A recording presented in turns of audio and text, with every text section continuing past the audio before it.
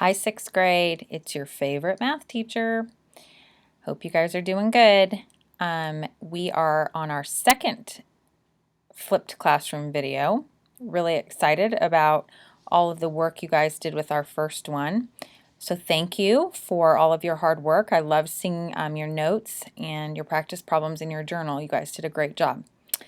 So we're going to get started today on our new lesson, but before we do that, I want to do a very quick review because after looking at some of your classwork and work in your journal, I wanted to remind you of something, and it's in regards to greatest common factor. So I have right here on the screen, you can see that this should look very familiar to you from our last video, and we have the number 24 and the number 42.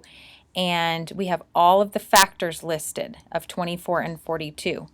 Now what I want to point out is we need to make sure that when we are listing factors that we're always starting with the number 1 and that we're always ending with whatever number we're looking for the factors of. So in this case, for 24 we would start with 1 and we would end with 24, and for 42 we would start with 1 and we would end with 42.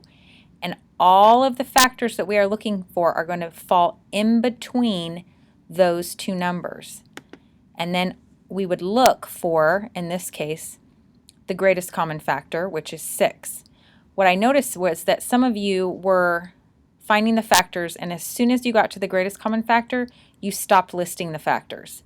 And so I just want to make sure that you are fully completing the problem, and that is by listing all of the factors. Okay? That was just a quick reminder for you. And just right here we see that the greatest common factor is 6, like I just said. All right, so now we are going to move on to least common multiple. This is our new lesson for today. This is lesson 32. And we're going to start by talking about what is a multiple.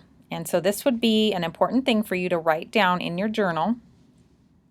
The definition of multiple is that a multiple is the product of two whole numbers. So as an example, we're looking at 6 times 9, and 6 times 9 equals 54.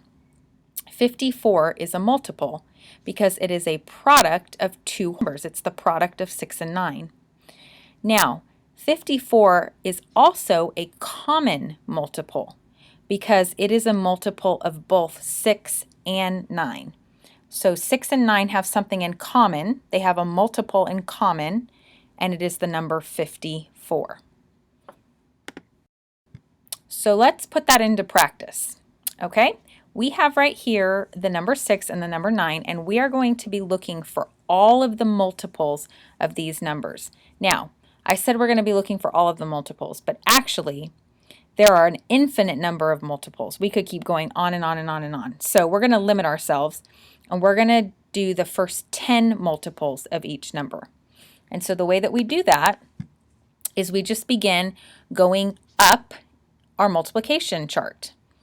Or we start going up with our multiplication facts. What I mean by that is we go 6 times 1 is 6, 6 times 2 is 12, 6 times 3 is 18, 6 times 4 is 24, and so on. And we go all the way until we get 6 times 10, and we get to 60. Okay, we're going to do the same thing with 9. And so you can see we have 9 times 1 is 9, 9 times 2 is 18, 9 times 3 is 27, all the way to 9 times 10, which gives us 90. So just like in our last lesson where we were looking for a common factor, in this case we're going to be looking for common multiples. And so we're going to see that we have 3 common multiples here between 6 and 9. We have 18, we have 36, and we have 54. And so we are going to be looking for the least common multiple, so the smallest number that is in common between the multiples of 6 and 9. And in this case, that's the number 18. So 18 is the least common multiple of 6 and 9.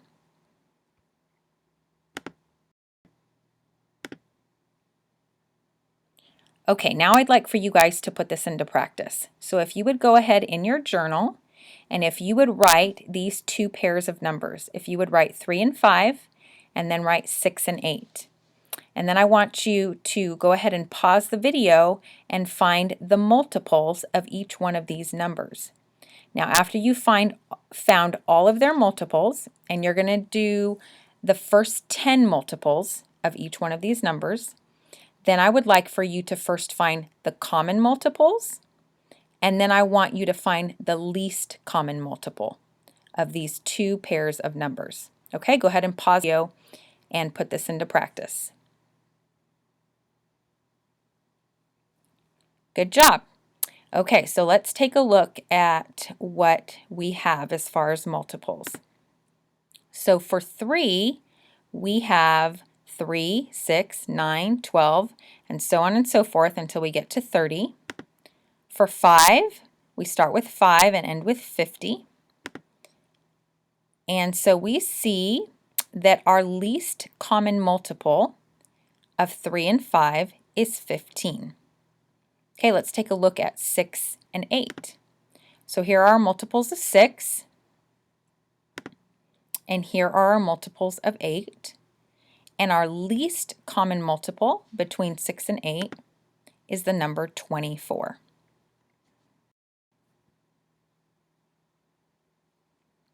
So I want to give you 2 rules about least common multiples that should be really helpful as you're working through your assignment. This will help for you to know if you're on the right track when you are finding a least common multiple. So number 1, and this is something that would be important for you to write down in your journal. Okay, if you want to take the time and just pause the video right now and write this rule down, that would be really helpful for you. There's going to be 2 of them. There's going to be one on this slide and one on the next. So the first rule is that the least common multiple of 2 numbers will be greater than or equal to the larger number. Now, what are they talking about when they mean larger number? Well, they're talking about the 2 numbers that we're looking at that we are finding the multiples of.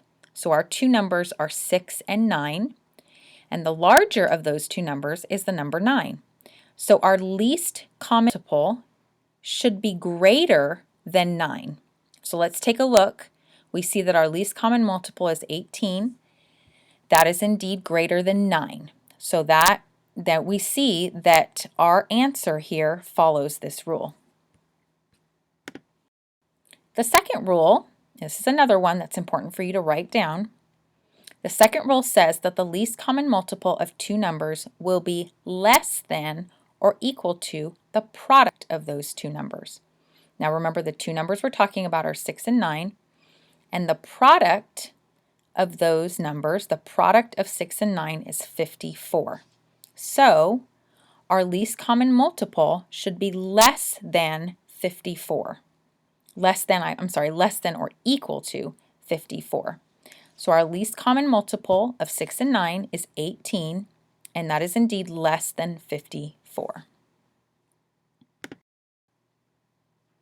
Okay, now we're going to take a look again at a Venn diagram. This should look familiar from our last video that we did, and we're going to do the same thing with our Venn diagram that we did in the last one. We are going to put our common multiples in the middle section of our Venn diagram, the intersecting section of the circles, and then we're going to put the other multiples, the ones that are not in common, on the outside portions of the circle. So on this side, we're going to put the multiples of 8. On this side, we're going to put the multiples of 12.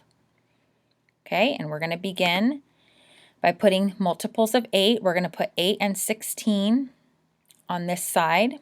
Then we get to 24, and we look down and we see 24 is not only a multiple of 8, but it's also a multiple of 12. So we're going to put that in the middle. Then we're going to put 32, and we get to 40, and then 48 we see is common, a common multiple of 8 and 12, so that goes in the middle. And then we're going to keep continuing on. You just go along through each number and make sure to pay attention to whether or not it is a common multiple. Okay, so now we have all of our multiples listed in our Venn diagram. Okay, we see that 24, 48, 72, and 96 are all common multiples of 8 and 12. And so we're looking for our least common multiple, and in this case, it's the number 24.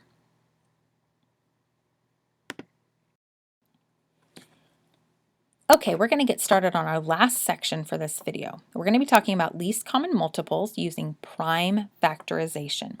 In other words, we're going to be doing factor trees again.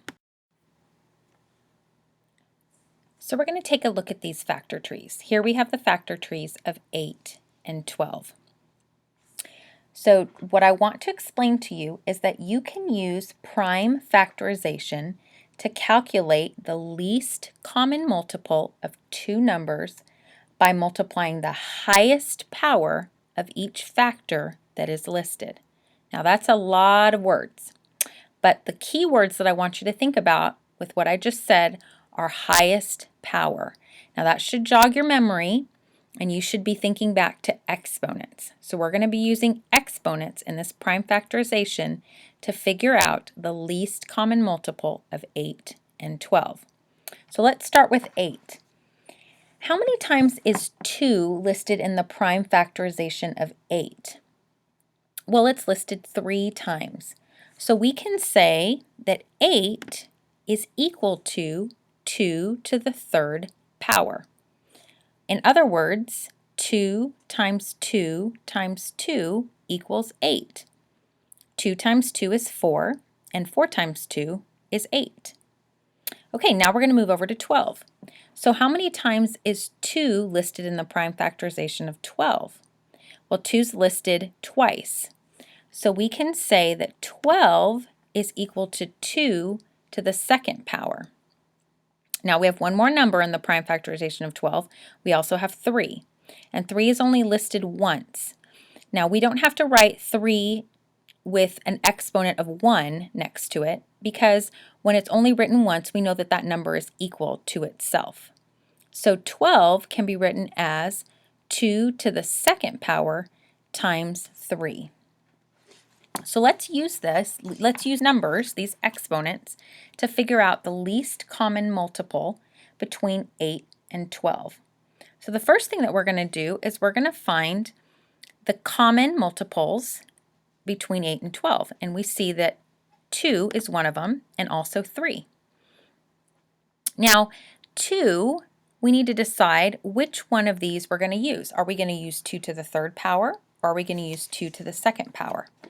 Now, if you remember back to that big long definition that I read at the beginning of this slide, I said that when we use prime factorization or factor trees to calculate the least common multiple, we do that by multiplying the highest power of each factor listed. So the factors that we have listed are 2 and 3. So we need to figure out the highest power of each of those numbers. Well, for 2, we need to decide if it's going to be 2 to the third power or 2 to the second power. Well, the highest power between those two is 2 to the third power. So we're going to say that 2 to the third power times 3 is going to give us our least common multiple. Now we can rewrite 2 to the third power as 8.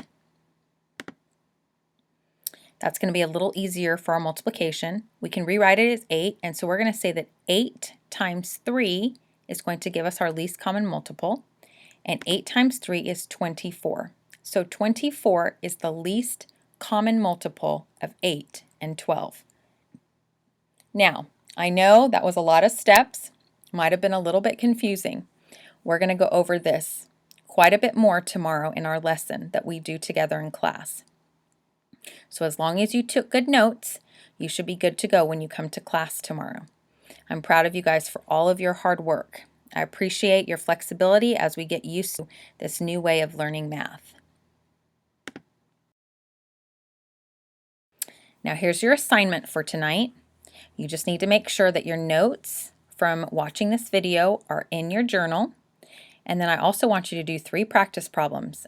In your workbook on page 78, you're going to complete problems 1, 5, and 7. And you're going to complete those in your journal. I hope you guys have a great night, and I will see you tomorrow.